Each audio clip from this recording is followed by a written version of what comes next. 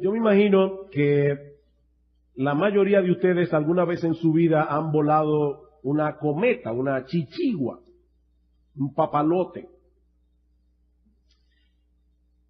Cuando nosotros volamos una chichigua, una cometa, la clave está en ponerse de espaldas al viento para que la tensión entre la cuerda, nuestras manos y la cometa provoque que la cometa se eleve, ¿verdad? Si no hay tensión, no hay vuelo, ¿verdad que sí?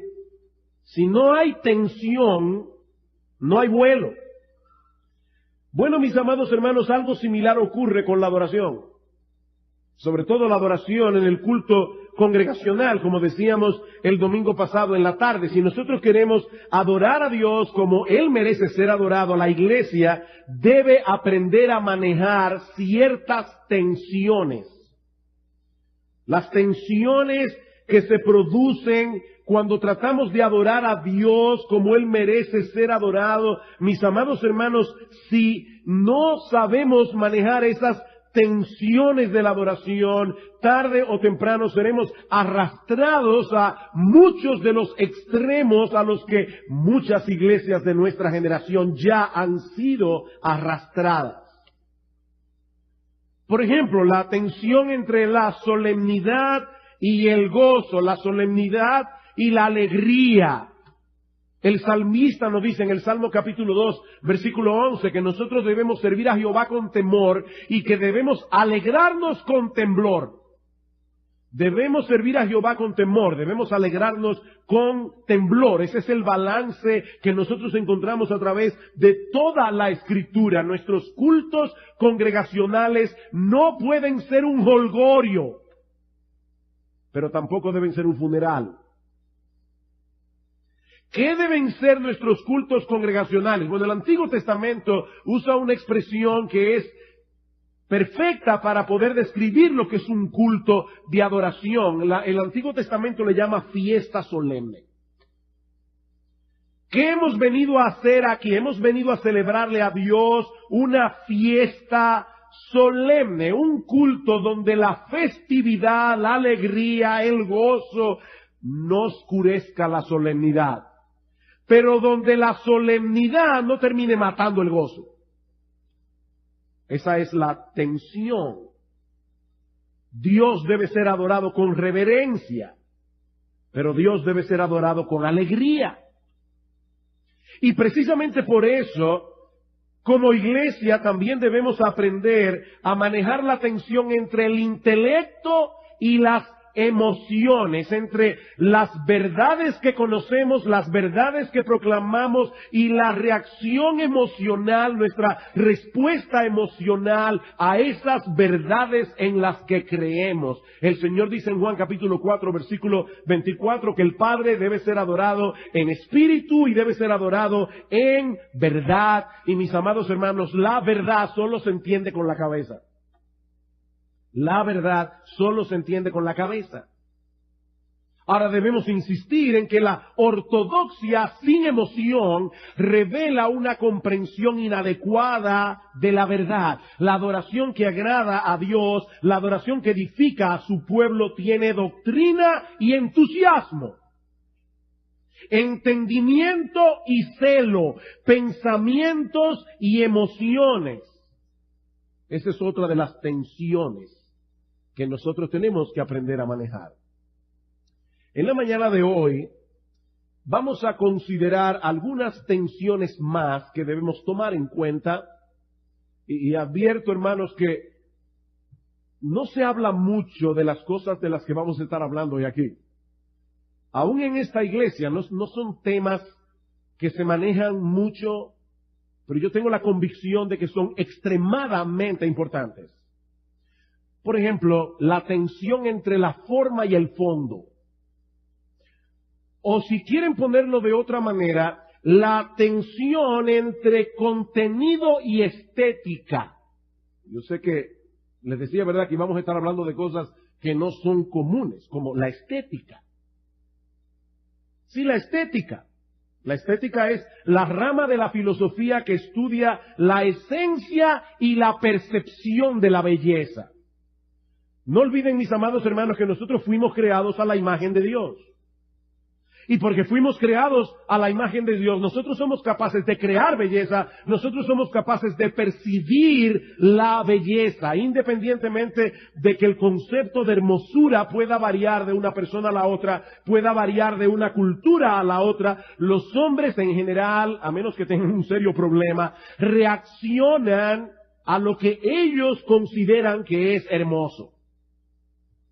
Ahora bien, el hecho de que no todos poseamos el mismo concepto de belleza, el hecho de que no todos tengamos los mismos gustos, el hecho de que no todos apreciemos del mismo modo lo que vemos y lo que oímos, no debe llevarnos a la conclusión de que la belleza es meramente subjetiva. Hermanos, la belleza no es meramente subjetiva, ni depende enteramente del gusto, de la cultura o de la preferencia de cada cual.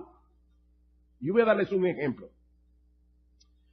En el Salmo 27:4, un pasaje muy conocido, David le ora al Señor y él dice: una cosa he demandado a Jehová, esta buscaré, que esté yo en la casa de Jehová todos los días de mi vida para contemplar la hermosura de Jehová y para inquirir en su templo. El Dios que se revela en las Escrituras es placentero, es deleitoso de contemplar, porque Él es hermoso.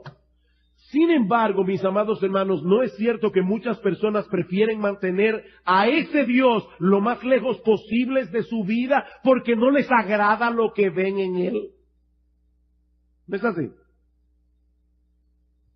De manera que la hermosura de Dios es objetiva. Eso quiere decir que Él es hermoso, aunque muchos hombres no lo puedan apreciar, porque hay gente que tiene mal gusto. O sea, el hecho de que mucha gente no puede apreciar a Dios es una evidencia palpable, mis amados hermanos, de que hay mucha gente que tiene mal gusto. El pecado dañó en cierta medida nuestro aprecio por la verdadera belleza. Y de hecho, el pecado nos trastornó de tal manera en nuestras percepciones de las cosas, que el pecado hace que bellezas inferiores sustituyan u oculten bellezas superiores. Por ejemplo, un hombre incrédulo puede apreciar, y de hecho la aprecia, la excelencia de una obra artística, y él es incrédulo, pero él no le da gloria a aquel que le dio al artista la capacidad de hacer una obra hermosa. La belleza de la obra artística, que es inferior, le está ocultando la belleza del Dios todopoderoso que le dio al artista la capacidad de hacer lo que él hace.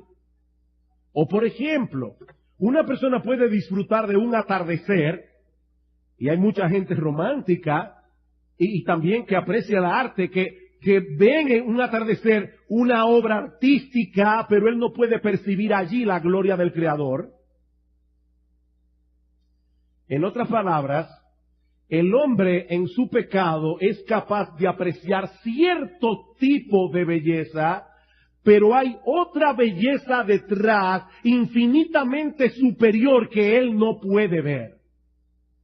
Recuerden lo que dice Pablo en 2 Corintios capítulo 4 versículo 3. Si nuestro evangelio está encubierto, entre los que se pierden está encubierto, en los cuales el Dios de este siglo cegó el entendimiento de los incrédulos para que no les resplandezca la luz del evangelio de la gloria de Cristo, que es la imagen de Dios. Nuestro Señor es hermoso, pero mucha gente no lo ve. Otra prueba de que hay gente que tiene mal gusto. La capacidad estética del pecador no funciona adecuadamente, está dañada. Uno de los efectos colaterales de la salvación es que produce en nosotros un cambio radical en la forma como percibimos las cosas, y eso nos permite tener una nueva apreciación de la belleza. Herbert Carson dice: Un hombre puede haber disfrutado antes de la música o el arte o el paisaje, pero ahora que es creyente, él ve y escucha mucho más. Él está viendo la evidencia del Dios de hermosura obrando en el mundo. Los que me conocen y alguna vez me han visto manejando, saben que cuando yo voy solo en el carro, cuando voy con Gloria es diferente porque a mí me gusta oír la música todo lo que da, pero cuando yo voy en el carro manejando, alguien pudiera pensar que yo estoy mal de la cabeza. Porque a mí me es difícil oír la música y no quedarme pasivo. Eso es imposible. Pero una de las cosas que me ha pasado muchas veces oyendo buena música, también mucha gente aquí sabe que yo soy un fanático, verdaderamente fanático de Johann Sebastian Bach. Y de hecho ya tengo en planes pedirle a él que me enseñe música cuando llegue al cielo, porque yo creo que Bach era creyente y él va a estar allí. Así que si usted tiene la misma idea, póngase en fila, ya yo lo dije primero. Pero hermanos, cuando uno escucha la música de Johann Sebastian Bach en su complejidad y en su hermosura, uno se pregunta, ¿y cómo es posible que en la cabeza de un individuo haya podido caber una composición así? Pero ¿saben qué? Las composiciones de Johann Sebastian Bach, con toda su complejidad y con toda su hermosura, yo creo que es el músico más sublime que alguna vez ha existido. Es una gota minúscula de la capacidad artística de Dios. De manera que yo puedo escuchar a Johann Sebastian Bach y no quedarme simplemente diciendo, wow, qué genio, sino decir, wow, qué Dios, qué Dios. Cuando los ojos de nuestro entendimiento son abiertos en la regeneración, nosotros podemos apreciar esa belleza y esa gloria de nuestro Salvador y reaccionar admirados ante esa gloria. Esa es una parte esencial de nuestra adoración. Antes estábamos ciegos, como dice el himno de Sublime Gracia, pero ahora vemos. Y lo que vemos de Cristo nos llena de un gozo inefable y glorioso, como dice Primera de Pedro capítulo 1, versículo 8. Pero, mis hermanos, el problema es que todos somos susceptibles de ser engañados y pensar que estamos respondiendo adecuadamente a la verdad de Dios revelada en su palabra, cuando lo que en realidad está ocurriendo allí es un mero disfrute por el estímulo intelectual y estético que nos brinda la presentación de la verdad, si es un buen predicador o un predicador efectivo, o la hermosura del acompañamiento instrumental de un himno. En otras palabras, lo que yo estoy diciendo, hermanos, y vuelvo y repito, esto es un tema que no se toca mucho en la iglesia, pero lo que yo estoy diciendo es que fácilmente podemos confundir una mera respuesta estética con la verdadera emoción que se produce en el corazón del creyente cuando sabe que se encuentra ante la presencia de un Dios lleno de gloria, lleno de majestad y lleno de hermosura. No hay que ser un creyente para ser movido por la hermosura de una puesta de sol. No hay que ser un cristiano para eso. No hay que ser un creyente. De hecho, hasta el más impío de los hombres puede sentir una profunda emoción escuchando el oratorio del Mesías de Handel. Esto simplemente evidencia el hecho de que el hombre fue creado con la capacidad de responder a la belleza. Pero solo el creyente puede ir más allá de la mera apreciación artística al aprecio de una belleza infinitamente superior que es parte inherente de la verdadera adoración.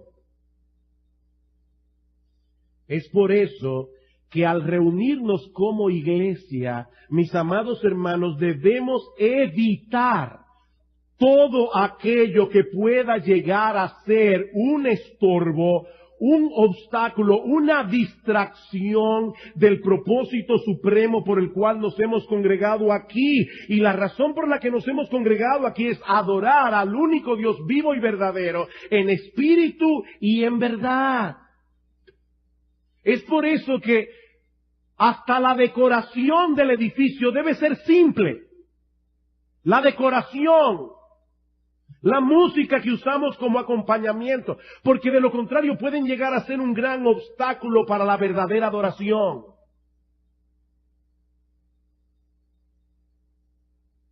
Eso no quiere decir que debamos caer en el extremo de hacerlo en una forma mediocre para que no nos distraiga. No, yo no estoy diciendo eso. Porque aquello que nos provoca irritación estética también puede ser un obstáculo para la adoración. De hecho, yo antes de salir, yo siempre le pregunto a mi esposa todos los domingos, ¿cómo me veo? Y no es que me quiero ver bien, es que quiero estar seguro de que todo pega. Si yo vengo aquí con una combinación rara, probablemente algunos de ustedes no van a poner oído a la predicación. Y esa corbata. Y uno aquí hablando de cosas sublimes, hay algo que irrita, que hace ruido. Así que yo no estoy hablando de hacer las cosas en una forma mediocre. Dan McCartney dice que cuando la adoración es fea o aburrida, terminamos oscureciendo a Dios y haciendo que su belleza sea difícil de ver. Pero al mismo tiempo podemos enfocarnos tanto en el arte creativo humano que una belleza sustituta se interponga en el camino y por lo tanto haga de nuevo que la propia belleza de Dios sea difícil de ver. ¿Ven la tensión? La tensión.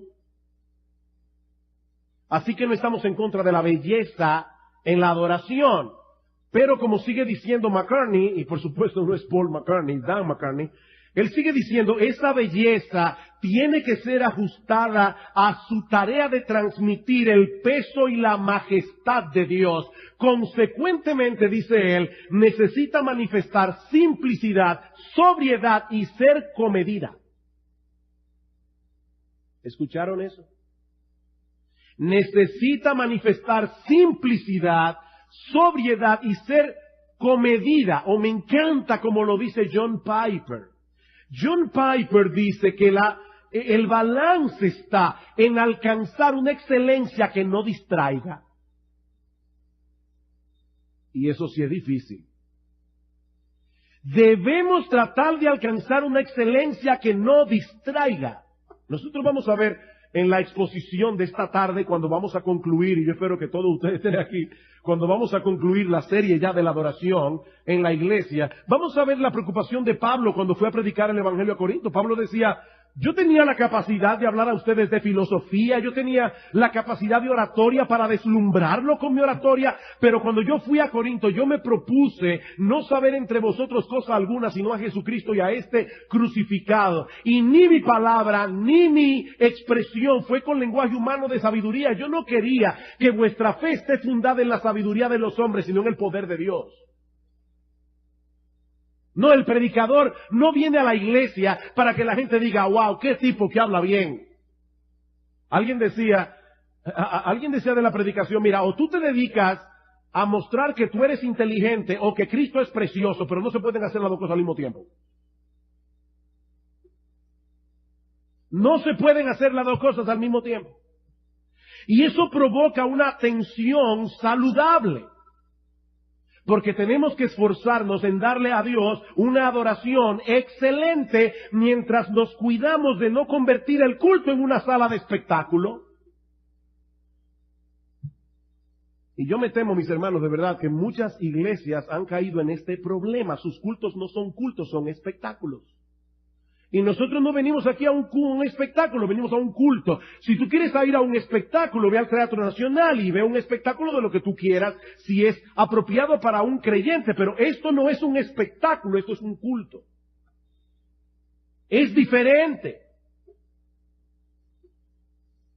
La creatividad de los músicos, el lenguaje del predicador no deben ser el centro de atención.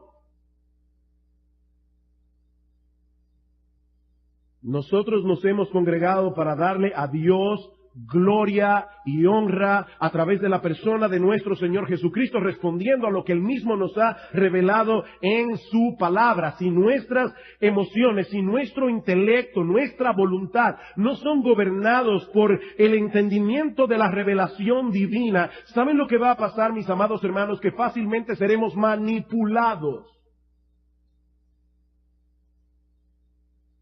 Y vamos a ser arrastrados a una falsa adoración.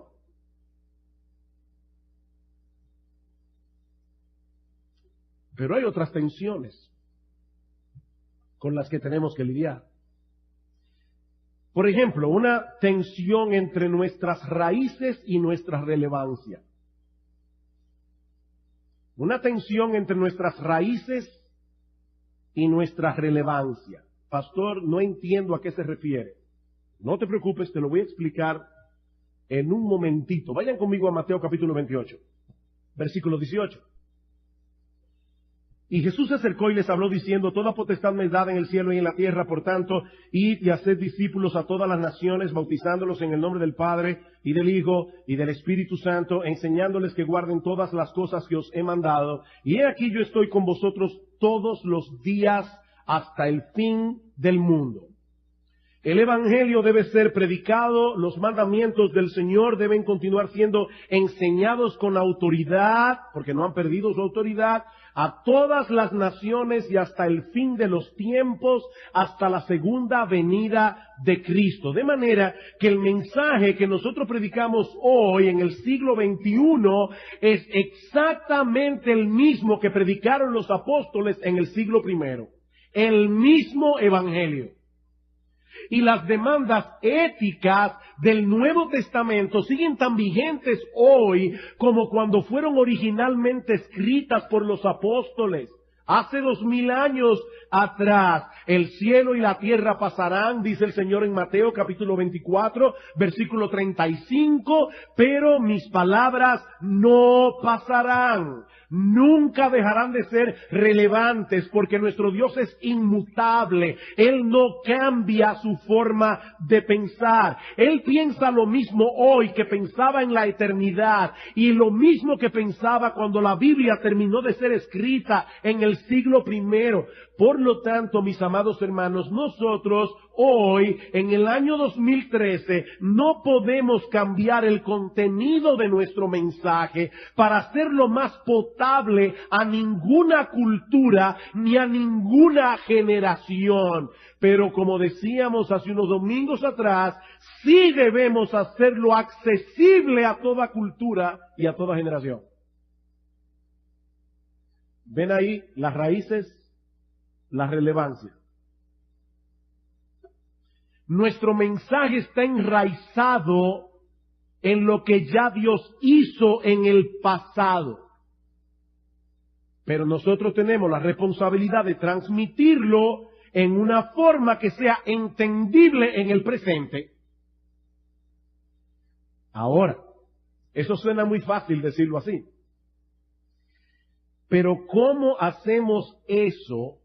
O sea, hacernos entendible para el hombre del año 2013. ¿Cómo hacemos eso sin desarraigar el mensaje de su contexto histórico y sin cambiar su contenido? Esa es la tensión a la que nos estamos refiriendo aquí. La tensión entre nuestras raíces históricas y nuestra relevancia presente. Por ejemplo, y este es otro de los temas que tampoco se habla mucho en la iglesia. El Evangelio es un mensaje, el Evangelio es una noticia que tiene que ser transmitida en palabras.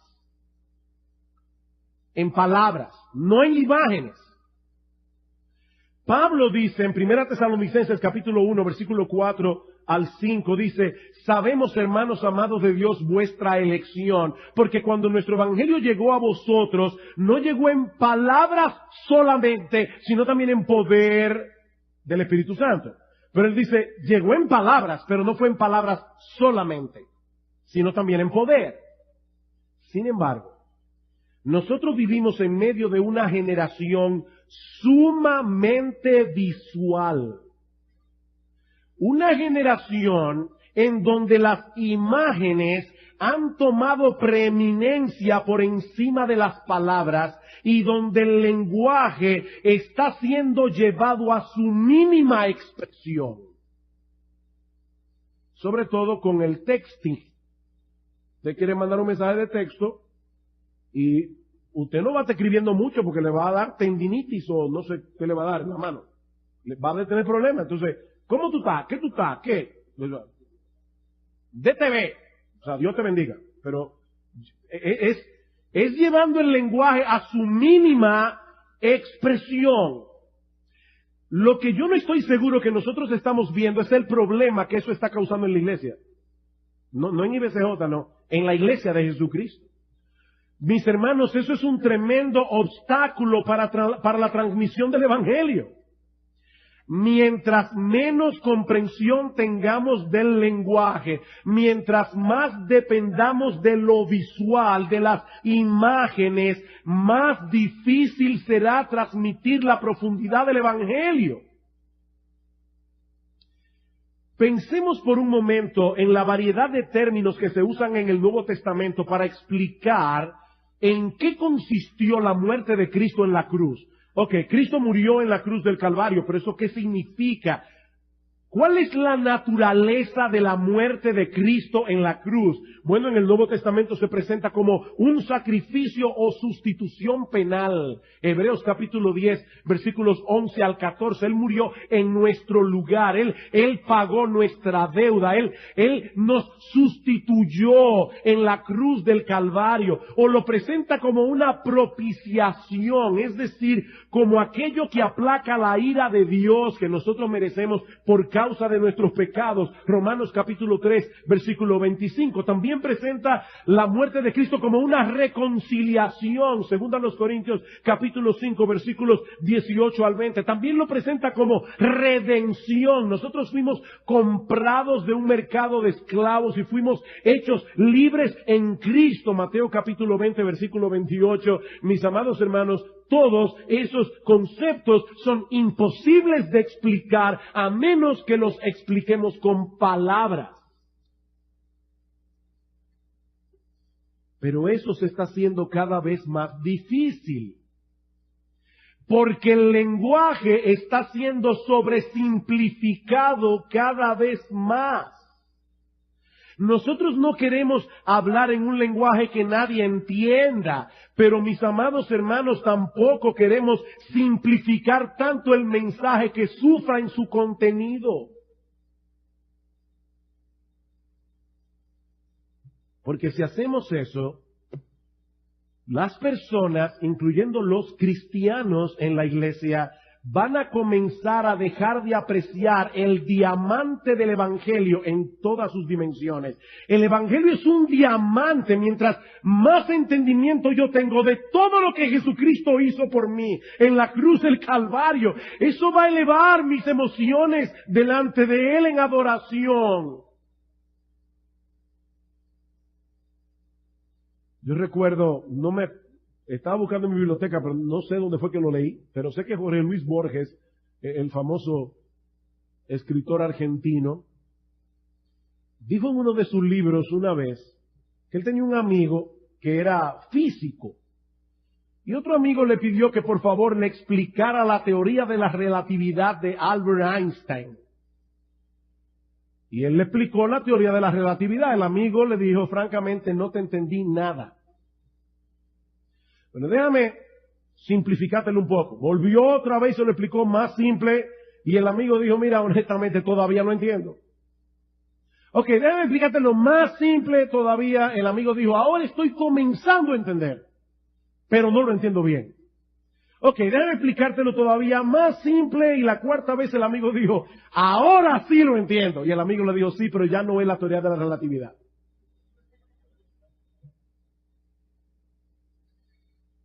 Yo me temo, mis amados hermanos, que en nuestro afán de ser relevantes para nuestra generación, nosotros estemos haciendo exactamente lo mismo con el Evangelio. Y yo temo por la iglesia de Cristo. De verdad, hermanos, yo temo por la iglesia de Cristo. Y si a eso usted le añade lo que están cantando en muchas iglesias en el día de hoy, el problema es todavía 1000 veces peor. Os Guinness, un pensador cristiano, él dijo algo sumamente pertinente. Él dice, en nuestro afán por ir detrás de la relevancia, sin tener al mismo tiempo un compromiso con la fidelidad, no solo nos hemos convertido en infieles, sino también en irrelevantes. Hemos sido infieles al Señor y estamos siendo irrelevantes. Y él explica por qué. Dice, al esforzarnos en redefinirnos a nosotros mismos en formas que sean más atractivas para el mundo moderno, en vez de haberlo hecho en función de nuestra fidelidad a Cristo, no solo hemos perdido nuestra identidad, ya la iglesia hace tiempo en muchos lugares que dejó de ser iglesia. Hemos perdido nuestra identidad, pero también hemos perdido, dice él, nuestra autoridad y nuestra relevancia. Tenemos la necesidad urgente, dice Guinness, de ser fieles, pero también, de ser relevantes. Tenemos que ser fieles y tenemos que ser relevantes. Y esto genera una tensión que nos obliga a pensar con cuidado en el lenguaje que vamos a usar en nuestros cultos, en el tipo de música que vamos a usar en acompañar nuestros himnos, en los himnos que vamos a cantar, en el mensaje que predicamos. Nosotros debemos ser accesibles a los hombres de nuestra cultura, debemos ser accesibles a los hombres de nuestra generación, pero debemos predicar el mensaje con integridad.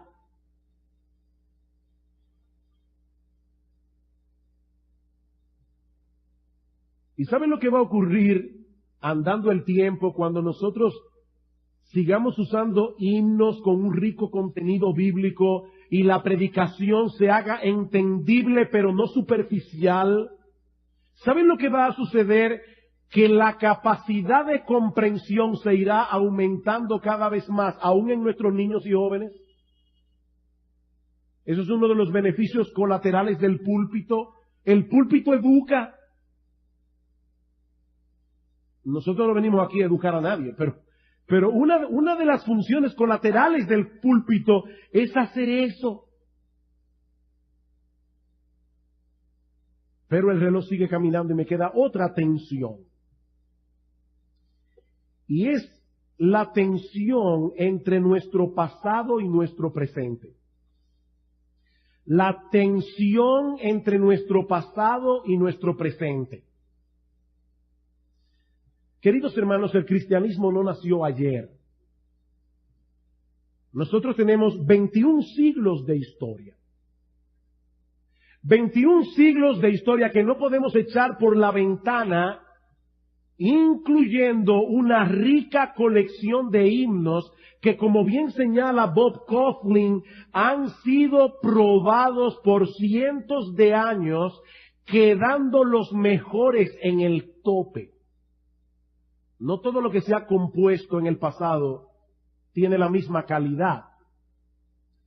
Pero eso es algo que hace el tiempo. El tiempo va filtrando y va quedando lo mejor de las generaciones pasadas. ¿Por qué todavía cantamos Sublime Gracia del Señor?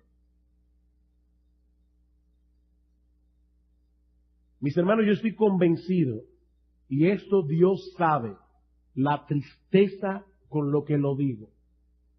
Mucha tristeza.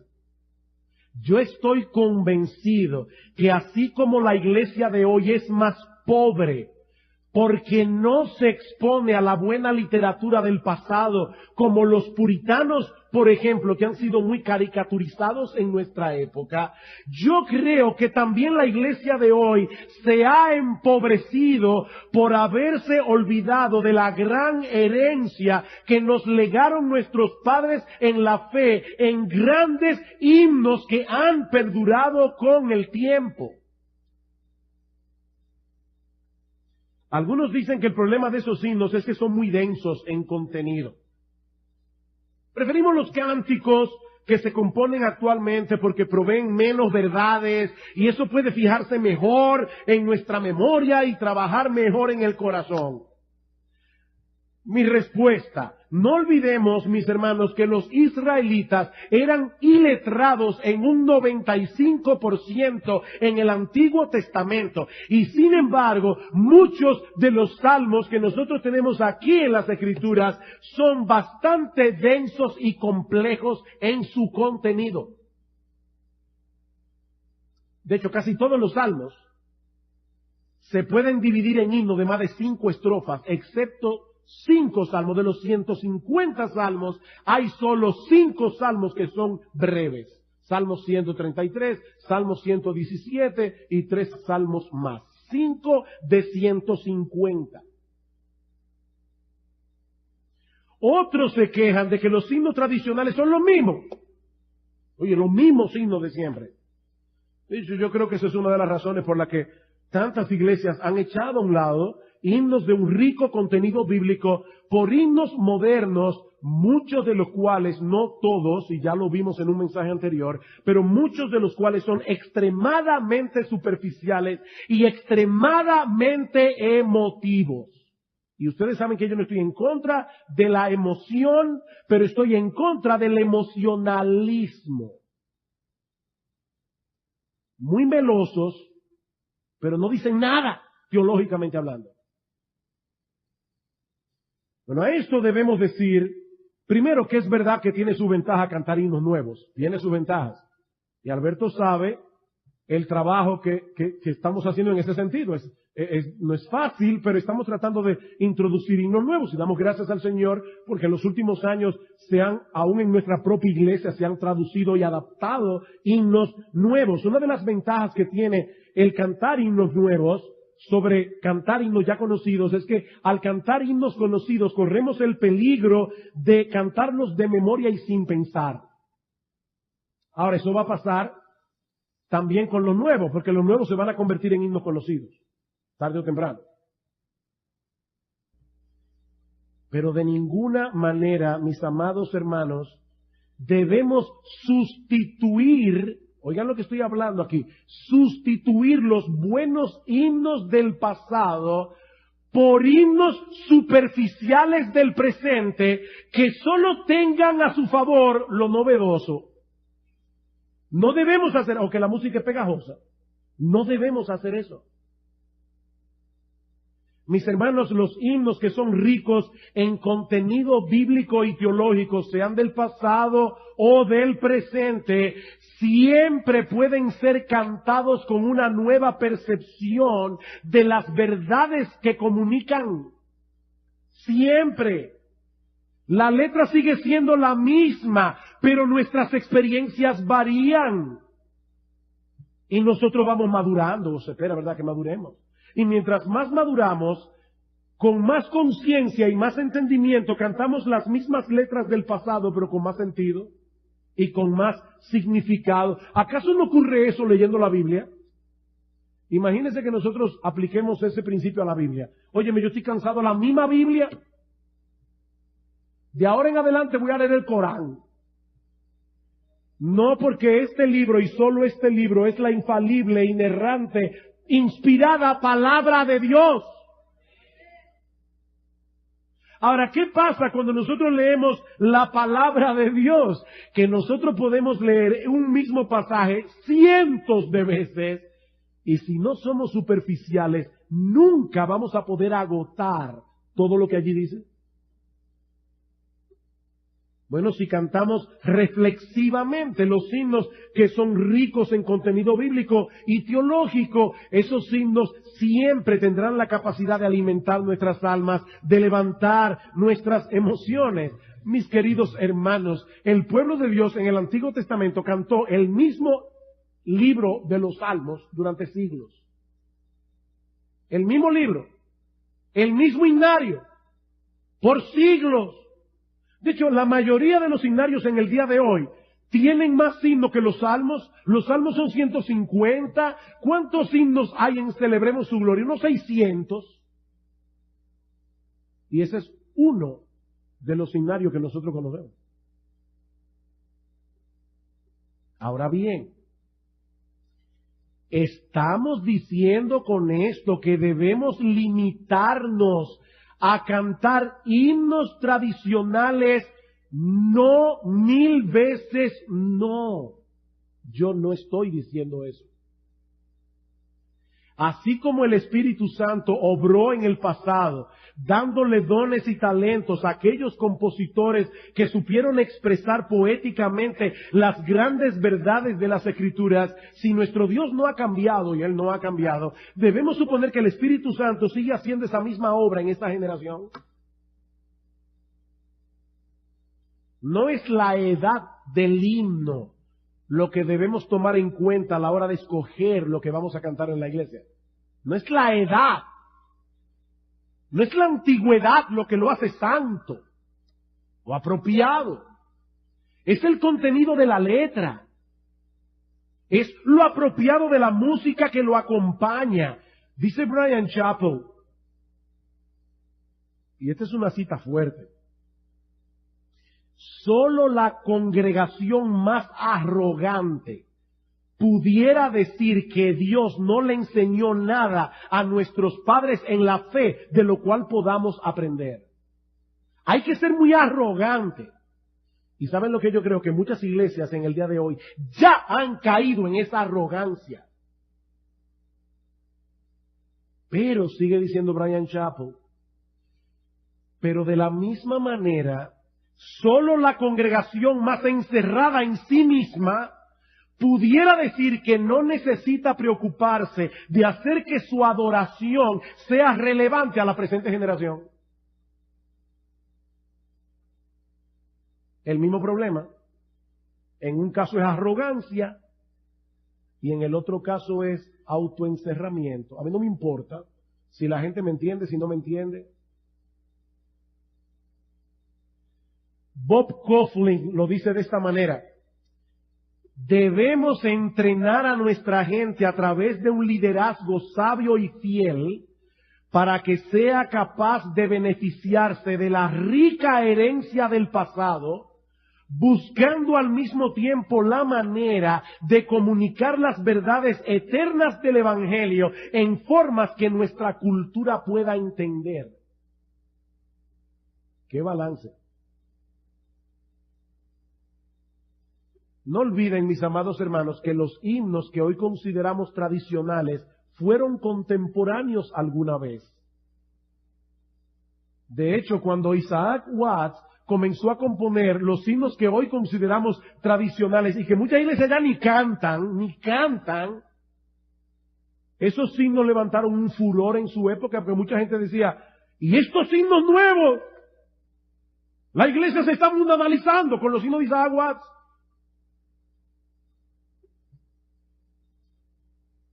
Fueron contemporáneos alguna vez. Y muchos de ellos no fueron inmediatamente aceptados por toda la comunidad cristiana de la época.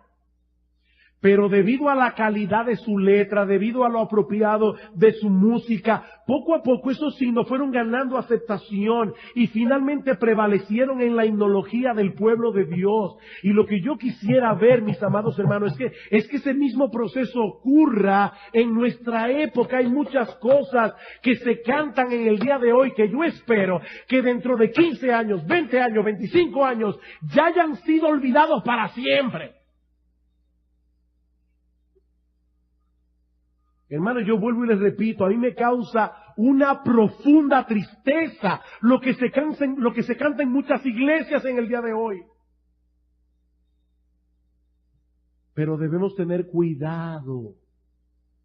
No sea que arrojemos al niño de la bañera junto con el agua sucia. Porque hay muy buenos compositores en el día de hoy que están haciendo un buen trabajo para la gloria de Dios y para el beneficio de la iglesia. Hay una tensión. Una tensión. Ahora no olviden, hermanos, esa tensión es lo que eleva la chichigua. Hay una tensión entre la solemnidad y el gozo, entre el intelecto y las emociones, entre la forma y el fondo, entre nuestras raíces y nuestra relevancia actual entre nuestro pasado y nuestro presente. ¿Qué sería lo más sencillo para nosotros? Colocarnos en alguno de estos extremos. Eso es lo más sencillo. Pero nosotros como iglesia, y ahora sí me refiero a Iglesia Bíblica del Señor Jesucristo, los pastores de esta iglesia, hemos decidido mantener la tensión.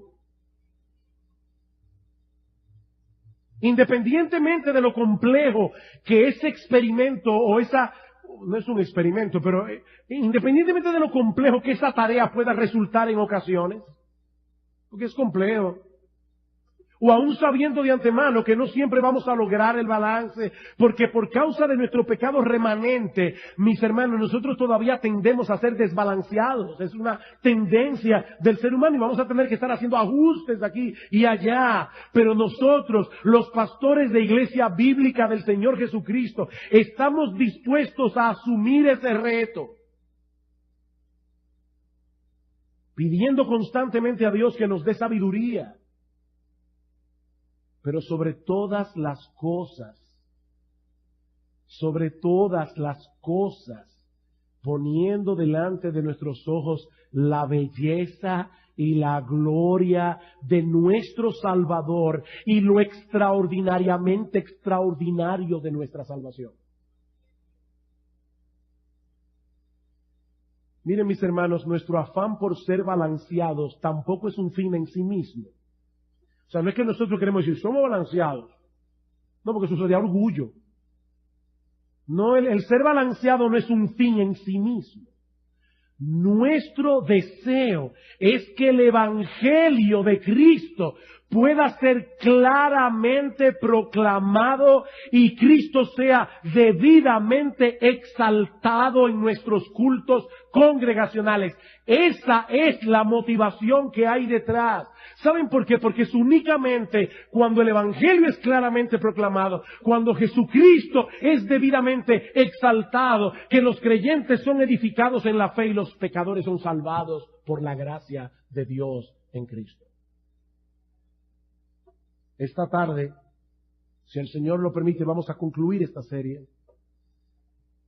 Por ahora solo quiero pedir a Dios que el Señor bendiga y preserve esta iglesia hasta el día en que nosotros estemos en su santa y bendita presencia, adorando al que vive por los siglos de los siglos, sin interrupción, sin obstáculos, sin desbalance, sino perfectamente. Vamos a orar.